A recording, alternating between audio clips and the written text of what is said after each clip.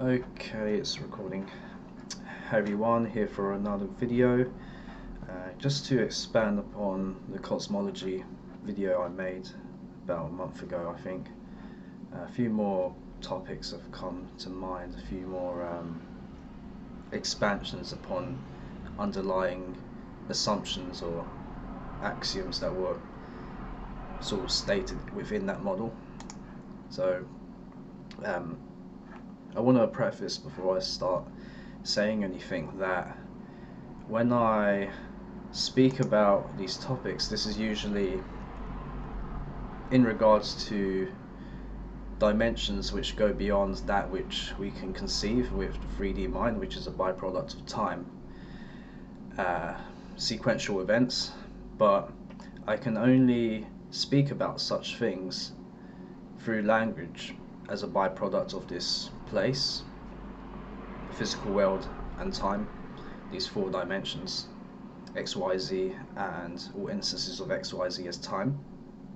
So when I would say something like we get out of here or we are here, it's not like I'm talking about a specific time or place, because all of this dimensionality stuff is superimposed and it's all here. And I say here, but it's not here in the concept of how we would think about a here, because you can't this kind of stuff is unimaginable, but the only means of trying to convey something which can't be spoken about is through metaphor, and then you propagate that through looking at correspondence, and you can then make some conjecture about what might be happening at the limits of information, because all of this is at the very far edge of what's available to the five senses. I just wanted to preface that beforehand. Bring up my notes. So yeah, I guess one of the things I've been thinking about is that perhaps this world is actually the afterlife, the realm of the dead, and it's kind of interesting when you think about it, because we actually have to steal other life forms by consuming them in order to sustain our own. And you think to yourself, well, how much would you have if you were to just live on your own life essence? And that's usually about 3 months for people if they have water. I mean, if you've got a bit more fat, then it'll be longer, but there is an expiry period that is far lesser in comparison to the average lifespan if you do take on the action of stealing life.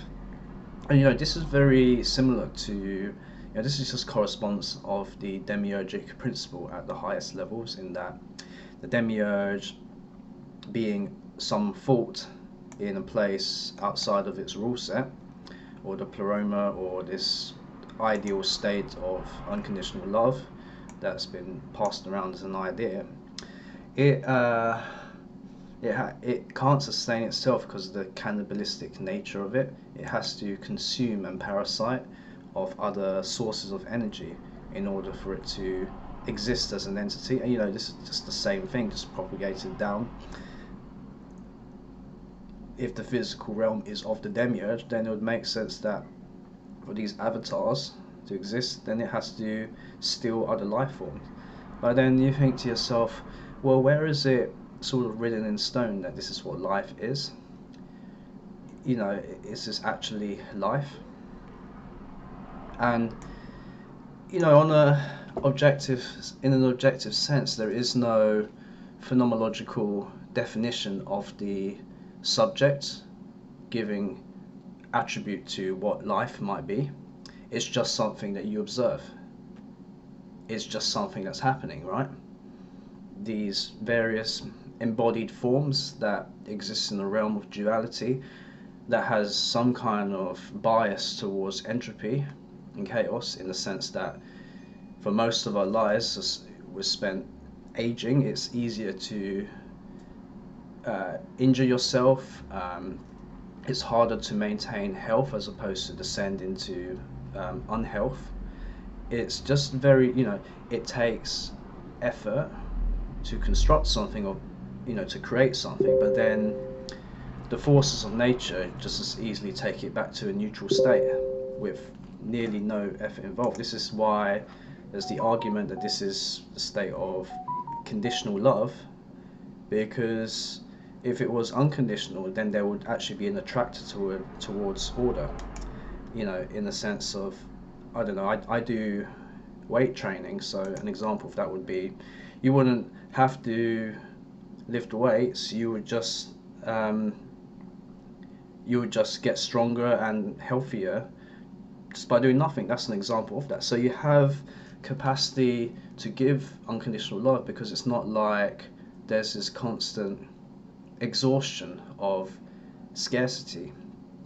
And this is just something that's observed. This is, like I was saying, separate from the phenomenological attribute of the observer to what could be life. But then, so there's that as the definition, but that objective scientific standpoint is not what I'm referring to when defining life. Because there's a statement of saying, how do we know that this is what life actually is? Where is it written in stone that this is what life is? Well, you have to define what life is first, and there is that. But if we consider now the phenomenological aspect of the subject, and consider that it has an active role to play in the creation of reality, if you've looked at the seven Hermetic principles, there's the principle of mind, in that all is mind, and mind is the cause, and an idea is the effect, and then that trickles down multitudes of layers. So there's that, and this is separate from the objective observation of life from a scientific perspective. You can't attach material probes to this kind of question, so it's purely a conjective subject.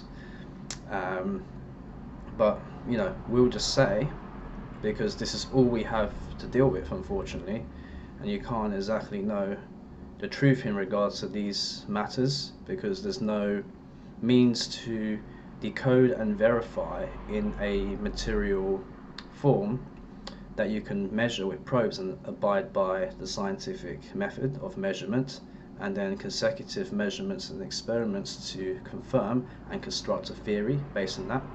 For instance, like gravity is still a scientific quote-unquote theory, but it's been conducted as an experiment by nearly every human being who can conceive of the idea of gravity in this realm throughout time, and it's nearly taken as a fact, but it's still, in an idealistic scientific sense, a theory, and it never becomes a fact. But in regards to attributing what life could be, this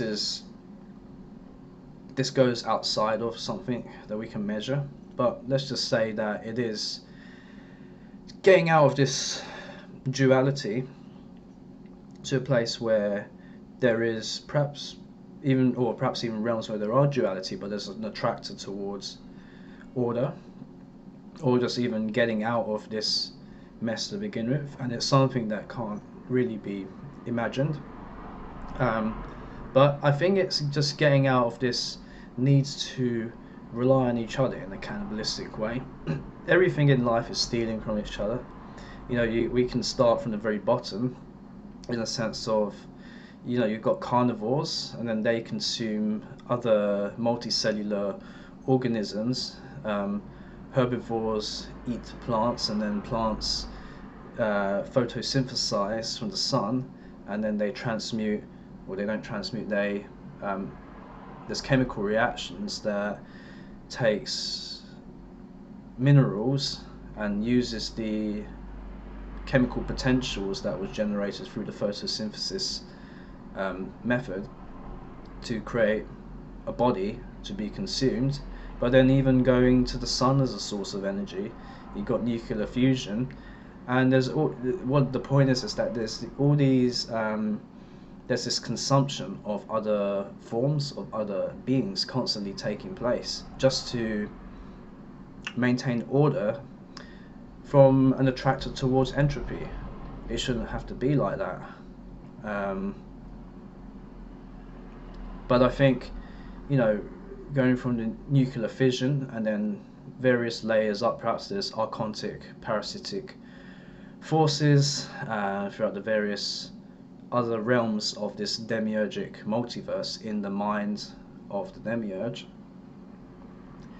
You trickle this cannibalistic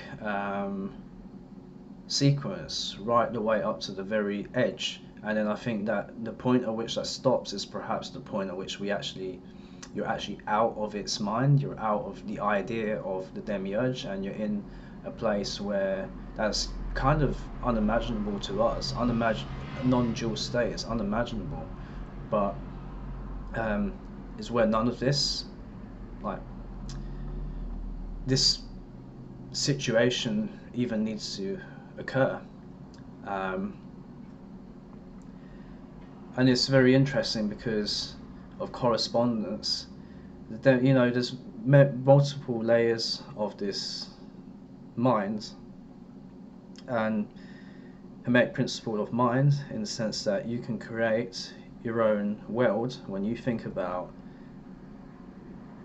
a universe inhabited by sentient beings, but you notice that it could never represent the detail or the resolution of the physical world which hosts the mind of the 3D avatar that you're experiencing, that has the capacity to have a thought which then creates this next layer of reality. There's never it's always of lower resolution, it's always of a degraded quality.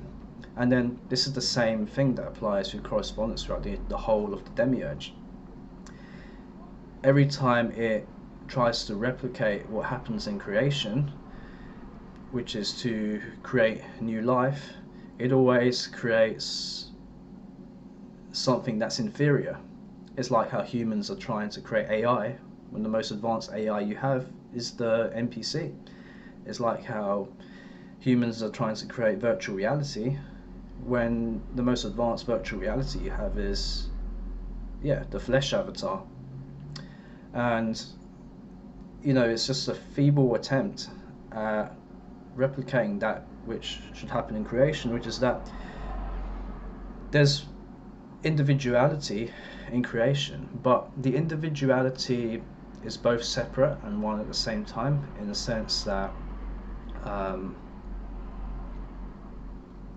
they're all, these are completely different rule sets, different realities, different laws of physics that applies to these realities in the true creation, but they're all representations of the all, the true all, not the demiurgic all. They're all representations of that, and they don't conflict with each other. In fact, as in stark comparison to what is going on here, where there's constant strife and conflict, in the whole thing, the individuals in that place are symbiotic, and they all aid in each other's evolution. There's no issue. And this would be an ideal state, I would think, to define life. And just thinking about the unconsciousness that we have, because we're causing damage just by being alive. The carnage that we bring about to the microscopic world, for instance, when you clean your kitchen and you use antibacterial spray, think about the entire life forms, or perhaps civilizations, that you're eliminating. The insect world is another example. And we're oblivious to this, and to be aware of it, the human form couldn't sustain itself, because of the energy required to be aware. Um, to be aware of that. And this kind of ignorance is the very, or should I say, not ignorance, because that's willful rejection of information, but I should say nescience. So our inability to see this is the same kind of nescience that the demiurge inflicts upon us on a large scale, because these bodies are the demiurge, and it's just the same principle taken through correspondence, because it's a machine. So who says anything here really understands life? If we're stealing life to prolong life, we're stealing something that which we lack, because we only have about 3 months to live without food. But we're doing that when we're going to die anyway. And that seems to be like what a dead thing does. So you could reach quite nihilistic conclusions about this, but I'll talk about something else later on that in my mind reconciles this conundrum. A point which can be made is that talking about these subjects is to be within the demiurge's sphere of influence while simultaneously speaking of its operation. That was not intended by the program, but it's almost like what I was talking about in the cosmology video, the encoded salvation. The encoded virus from outside of the demiurge has to be in a form that's compatible with his rule set, such that it bypasses its antivirus. We can't just decide inject codes which allows us to fly like Neo in the Matrix. That's too obvious. It has to be done where it's acceptable. So we have to use this bullshit language, but I suppose it's something that makes sense but can't be spoken. So it's like something which you either get or you don't get, which is a really unfortunate thing. So yeah, we could very well be living, this could very well be the afterlife. I don't see much evidence which brings about the idea that this is, the learning that we attain here is all in the confines of the idea of the human experience, and it's just an idea. You could in creation think of a completely different universe with a different set of rules and a different way to experience, but how could you then take something which just seems like you've drawn, we notice this attractor towards entropy, and then what else do you need to know about it? Because everything else in regards to even the notion of human emotions and thoughts and the various negative emotional attributes, all of this is in confines to the human experience in the world of scarcity and an attractor towards entropy, and it's just an idea. So what is there to actually learn? So yeah, so there was that point. Something completely different now, but it does relate. Would be to talk about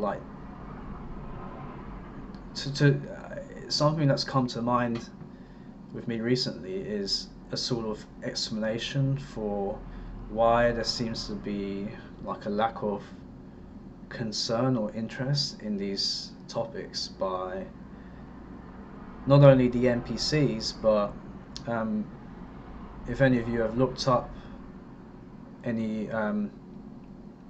Gnostic cosmology in regards to the 3 types of man, the spirited man, the souled man, and the Hylic, which is the NPC, why is it that NPCs cannot become aware of geopolitical issues? Well, it's because they are the geopolitical issues. Therefore, it's like an existential threat when you try to destroy their illusions, because you're essentially trying to destroy them. But I think what's more interesting is, why is it that the soul, exclusively the soul, cannot entertain the idea of spiritual endarkenment or the state of no fault? Because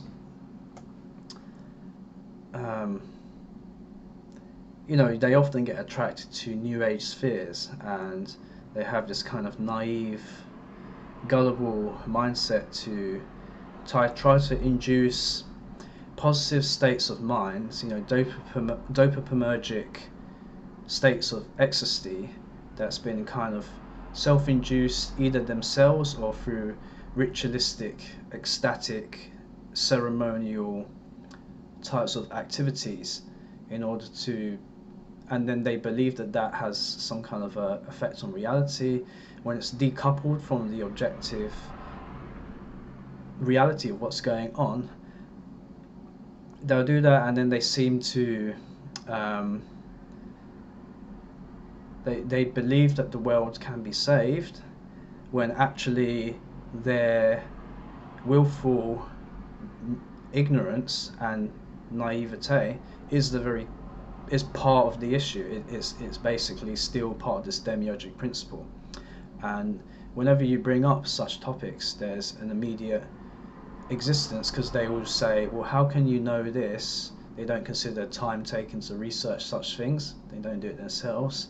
How can you know truth for definite? Well, there's no way to do that, but you can do it via correspondence and the limits of available information, which they're not willing to entertain as an idea. And this sort of logical fallacy, whereby they say, well, we're here, so that must mean that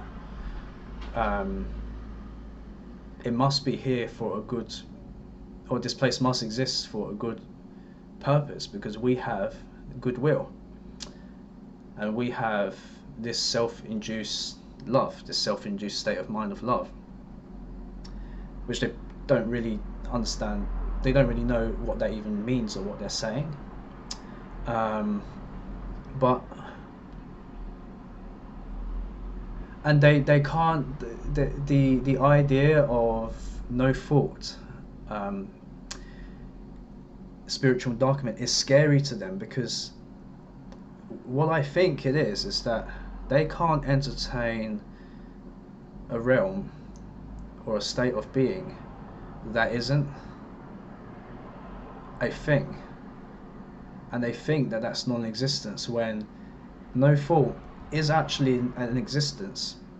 But the human form, because they have an affinity with the souled man, has an affinity with nature, because essentially the soul, you could think of it like Sophia's ego, or her will projected into her aborted creation, the demiurge. But it has her will, which comes from the place outside of it, the unconditional love. But because that construct of Sophia's ego is the demiurge, it's in this distorted way, where they will see nature as a purely benevolent force for the benefit of all the evolution of the species, but kind of miss out the nefarious undertones, and won't even consider the pure brutality and ruthlessness of nature. I mean, I've seen like live feeding before in real life, of like reptiles eating mice, and they fucking swallow them alive, and you hear these poor creatures screaming as they're going down the throats of this animal. And it's not the lizard's fault, it's not the mouse's fault, it's just that these are embodied beings in this state of duality and attracted towards entropy. So the lizard has to cause carnage essentially to itself, the mouse. This is the cannibalism, just to sustain its form. This shouldn't have to be in life. So they can't see this. So, but you recognize that the intent or Sophia within them, and um, what I would say to that is the soul is kind of is just think of the soul as another body within the demiurgic multiverse, just like you have the physical 3D avatar. The soul is just another body. The soul has its own, in the same way that the NPC has its own materiality based ego, the soul has a spiritual ego. That's why you get these conflicts of how do you know this, or how can you know what truth really is, or these blanket assumptions that everything's for a benevolent purpose. um, the inability to accept like the nature of NPCs and what they really are, because the souled man thinks that they can be saved, and it's this is just the same principle of the NPC. So it is kind of robotic in a sense. This is what I've observed. It's kind of like the soul is just like an NPC, just at a higher layer of incarnation within the demiurge's mind, the demiurge's sphere of influence. That's why you kind of get across to them in regards to the flaws that's inherent to the reality, that we don't say out of negative intent to spread you're just being negative, man. It's not about that. It's about seeing reality for what it is, because when you can actually see it, that's when you truly have agency to actually do something about it. Just having fucking positive thoughts, what the fuck's that going to do? Nothing. But then you can get them running on the carousel wheel for the rest of their lives thinking this. um, and So in regards to the extent of their care, by you entertaining the idea of spiritual endarkment, because the demiurge can't sustain cannibalism, can't sustain itself, no way. um, this is something that's a threat to them, because the endarkment is the disillusionment of their body in the higher realms of the demiurge, because the soul is part of the demiurge in the same way that the NPC is the demiurge. So they won't go past this certain level.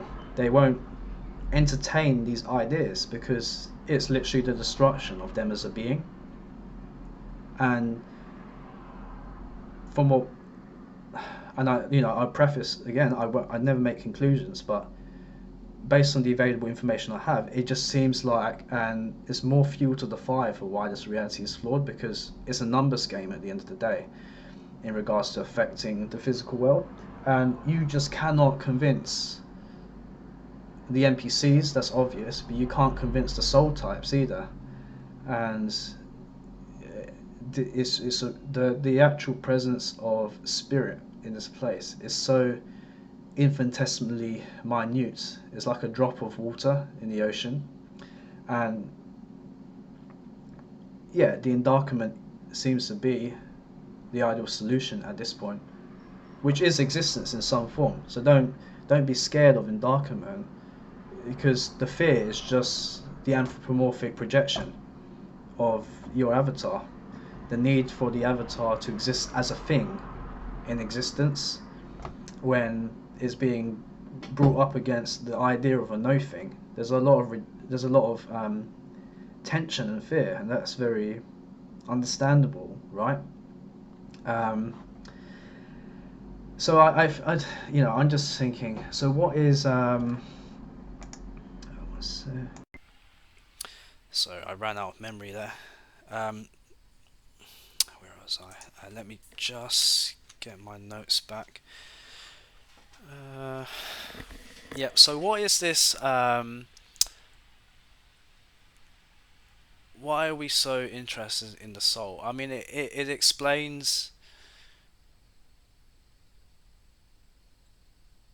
It explains a state of mind that's capable of observing this reality. So the souled type Some of them disregards the possibility of the existence of the NPC. Some of them recognize it.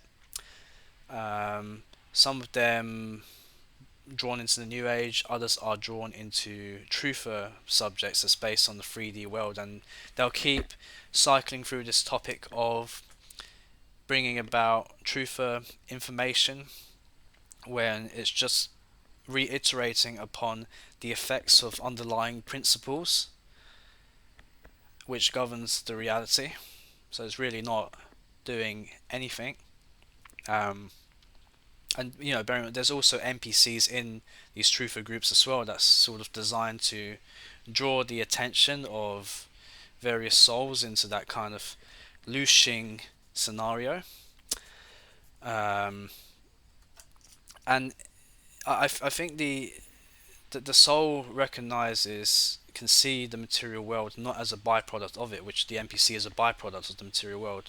So it's a position of observation, but they're still part of the demiurgic multiverse. And this is the same analogy for how you're watching me on YouTube. It's not actually me, but this is a representation of me in a medium or a world that was came out of the human mind, that is this technology and internet. um, and it's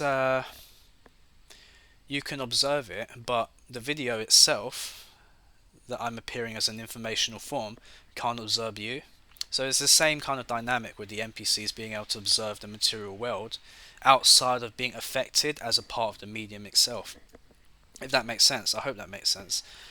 Um, but they're still part of the demiurgic multiverse in the same sense that the material body and the ego becoming aware, and the video itself is, you know, this is the material world. It's the same medium. This is the same thing. The soul is just in the same medium. The soul is the demiurgic mind, the same way that physical is the demiurgic mind. So it's a point to say that the soul is a level of observation, and it seems like for this particular aspect or corner of the demiurgic multiverse, the physical world, it to be aware of it, it requires the soul to be incarnated into. So this could very well be the scenario of, yeah, you watching the video. So the soul could be the actual physical avatar, as an analogy, and the video is the physical world. So it's essentially the same thing. So I'm saying you kind of need the soul to have. It's a tool that's required just to be able to observe and speak about this world from this point of view. So, um, in essence, spirit incarnates into soul, which is a very interesting thing to think about. Um, and I think that this is where the interest and the confusion in regards to the difference between spirit and soul comes in, because soul is definitely required, and for us to be speaking on such topics through language, we have to be souled, right? But soul's not the be all and end all of it. And this kind of leads me onto the whole thing around the soul reincarnation trap. I have a few. I have some things to say about it. Um, Really, like the spirit's not even here, because it's all outside of linear time, and there's no place for us to be. And if you look at my cosmology video, um, the last video I made, I go further into detail as to why we're not even in the demiurge's mind, and how the demiurge has already been destroyed just outside of linear time. But the fact that this experience is happening is to account is the byproduct of the execution of a program being executed by virtue of infinity. So the whole thing around the soul trap, I think it's the research that's been done is good in the sense of, sure, it abides by the scientific methodology of coming up with, having a hypothesis, a postulate, and then you conduct an experiment, and then you gather evidence, and then you construct a theory based on that evidence. So this is taking people's accounts. So the hypothesis would be the question of what happens after death. What is this experience? People have various accounts, and then we form a theory based on that. Sure, this is typical research that's done in the psychology profession. You can only take it from people's personal accounts.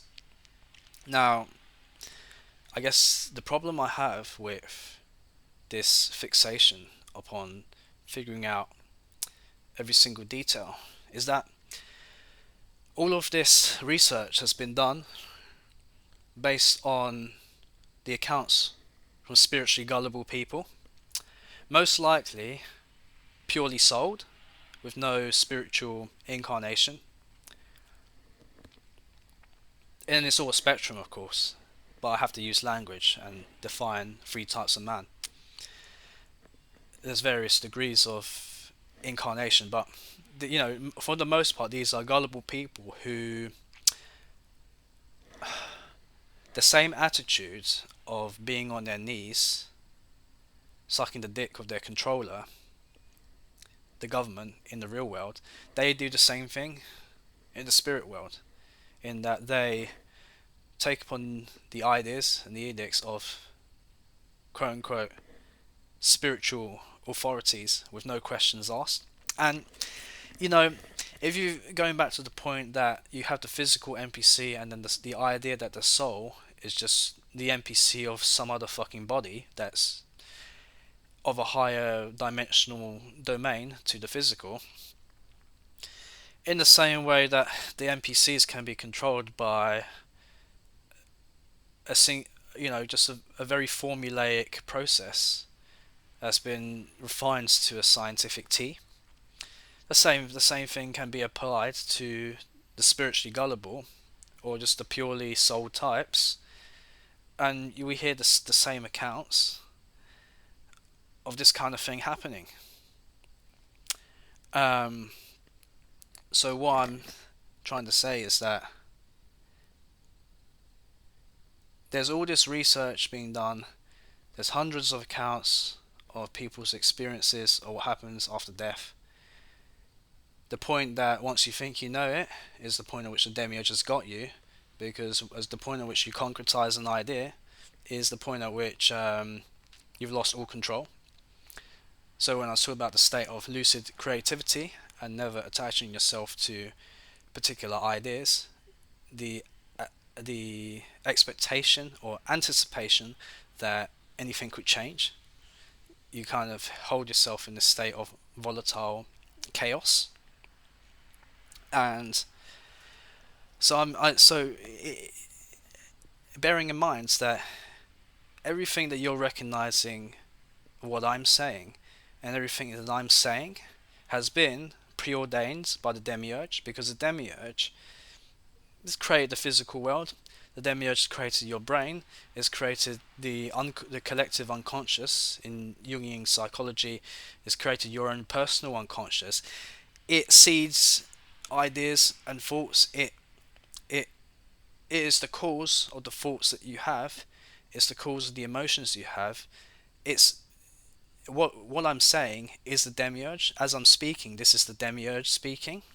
But what I'm talking about in regards to the encoded aspects that I spoke about in the cosmology video is that, yes, the encoded virus is still here though. So it's like whatever the demiurge does to try and control us, it just makes us more aware of what it's doing. It's like sand through its fingers. It can't get a grip on us using the same principles that it uses to subjugate us, because it's a machine. It can't reflexively adapt to the situation that's being applied to it. But so the demiurge, their souls, the demiurge applies a single program to them. They don't question in regards to endarkenment. They accept the spiritual authorities in the same manner that they do when they're incarnate as as a flesh avatar. Um, they it's essentially the demiurge has presented all of this information. It's created your thoughts, it's created your ideas around what's going to happen. It's got you figuring out every single fine detail about what's going to happen based on the evidence that it's set up. It's got you spending hundreds or even thousands of hours in high anxiety trying to figure out exactly what's going on. And we think about this in regards to time. You think, oh, I die, I go into the white light, I meet these things, these cunts tell me what I should do, I say fuck you, I'm getting out of here, and then blah blah blah blah, as if time exists in those places. Because bearing in mind, near-death experiences, it's still related to the physical brain, because sufficient brain damage needs to occur in order for you to definitively say that you wouldn't be able to bring anything back in regards to what. How do I explain this?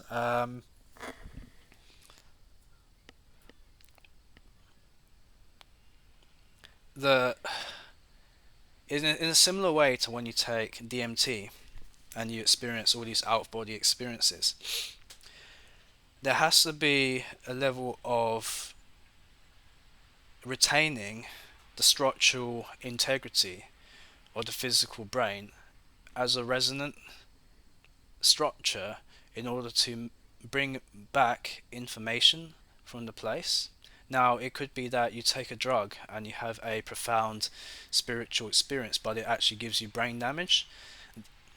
You do enter a state then that actually goes beyond that which you're capable of constituting to be able to bring back and spread and decode as forms of lower dimensional language based on ego.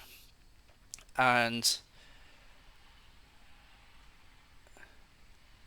these people come back from having near-death experiences, and usually their minds are intact in that they can speak about such experiences, but it's still, their mind had to be intact to a point where the actual experience that they experienced was still within the confines of the human mind and the human brain, for that matter. In the similar way to people think that the dream state when we're dreaming is different from the actual physical reality. The physical reality is more of a shared co-created dream between a multitude of different entities and influences affecting the medium, which is the physical world. But then you enter the dream world. This is still a byproduct of your mind, and the brain's basically constructing a world. It's not like that state of consciousness is separate from the physical body, because it's all one substance. It's all the demiurgic mind. That's why I talk about dimensional layers. It's actually all in the same place, but it's not in the same place because this is non-local space. So what I'm saying is that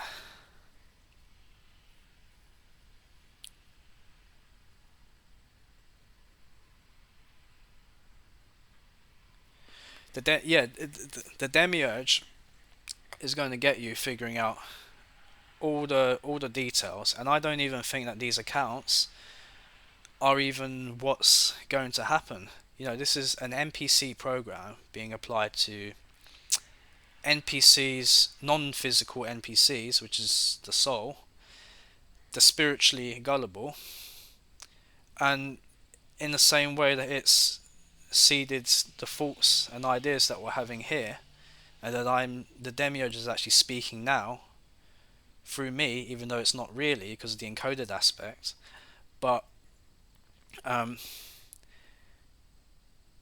it's just going to do something completely different from anything that you can expect and construct a set of rules that is non-local to time. So you can't think of it as a set of steps. You can't think of it as something that you can necessarily prepare for. But I do have a resolution to this, and I'll talk about it in just a second. Um, I think it's. I think the research is good in that it gives you an awareness that this is something that happens, but I don't think that this is something that should be taken as seriously as it's being taken. The simple reconciliation to this would just be detachment.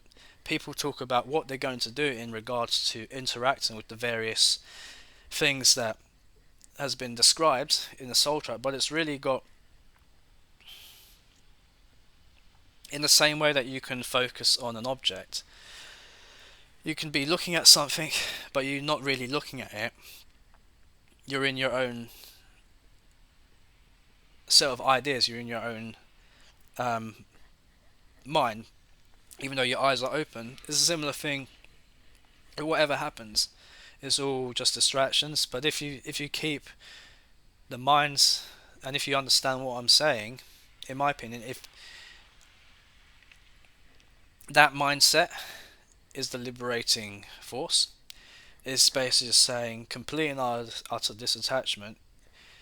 If they enter the quote-unquote vision, because we don't even have five senses in that domain, the demiurge is going to construct a completely different body, completely different set of senses, something so alien to what can be described in language that you just can't even fucking prepare for it. So what's it doing now is getting us running about in circles, chasing our tails, trying to figure out something that can't be figured out. So the spiritual eyes, or whatever senses, is to be zoned out.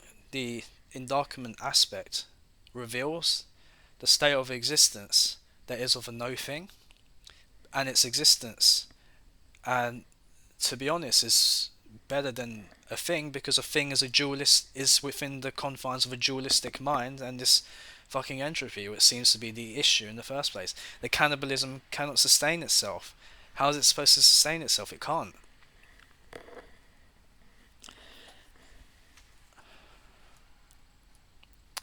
What else was I going to say? So yeah, um, so what has, as bodies executing this program right now, what the fuck has any of this stuff that we think about, what has that actually got to do with this experience now? Because you can talk about this, but you're going to be alive, you're going to die when the biological process deems it necessary. I feel like, so we people start going into research, and it's an extension of the survival mechanism to understand and ascertain what's going on in the reality. And who's endowed with intuition, so you don't see the NPCs see the five senses directly as it is. The intuition is more of like a superset of the five senses, in that it takes the five senses, uses it as an abstraction point to connect together disparate sets of abstract notions and concepts, that then forms a pattern recognition that's able to then comprehend possible events that might happen in the future that you wouldn't necessarily gain from direct sensory experience. Use that, create all these kinds of fucking mental models, mental concepts, that's all just completely conjecture, but is the only thing that you can act upon fucking conjecture, which is another reason why this reality is fucking flawed, because we don't really have true gnosis. Yet we do as well, because the knowledge is the knowing that you can't know, which is paradoxical, which is, adds more fuel to the fire of this point. But I think that there is what you do have, and I've said this a few times, and I think this is a very important in my opinion. What you do actually have control over, because you want to figure out what's going on in regards to how best initiate actions in the world as the physical being, how to best act in the world. What's the logical thing to do? You look at government initially, figure out what that's all about, then even start looking at nature, figure out what that's all about. But I'm thinking now, in regards to the body and this demiurgic shit that's coming out as language, and you're ascertaining demiurgic shit, and it's just being, the gnosis is being perverted by the mere fact of it being spoken in a lower dimensional form. All this shit's happening, and what you do as the 3D avatar, with your hands you can affect your immediate physical reality, and you can change things and you can move things in the physical world, and this creates conditions for survival. That's why we're forced to go to work, because we're forced to interact with the 3D world for the sake of the survival, right? And so then going back to the original concept of the ideal state of what you might define life to be, which is, instead of being attracted towards entropy, and attracted towards order. And I've been very interested in the mathematical concepts of fractals, in that you have a mathematical equation which produces infinite complexity just based on the simple changing of a singular variable. It's usually represented in a visual form. If you guys have seen like Julia or Mandelbrot sets, it's very interesting. That's the idea that I see, in a sense of what if there could be some kind of alchemical process which could be discovered here that allows you to create infinite order from a minute amount of effort, and this kind of replicates the pleroma, and that to me would be the true demand, uh, the true presence of spirit in this place, that is able to circumvent these rules that we're apparently bound by.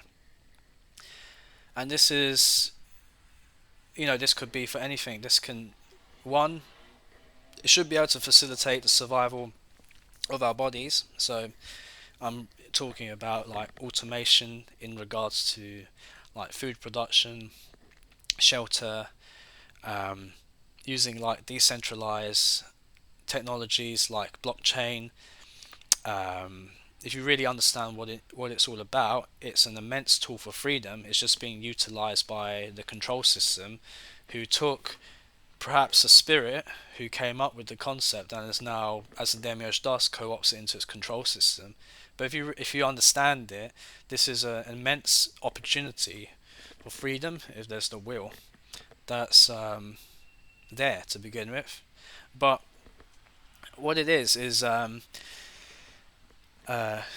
can apply this to, I do 3D work, and I'm figuring out equations to try and create very interesting fractals and geometry to sort of represent and convey these ideas. And the point I'm making is that if alchemy is to turn lead into gold, then if anything, would it not be that?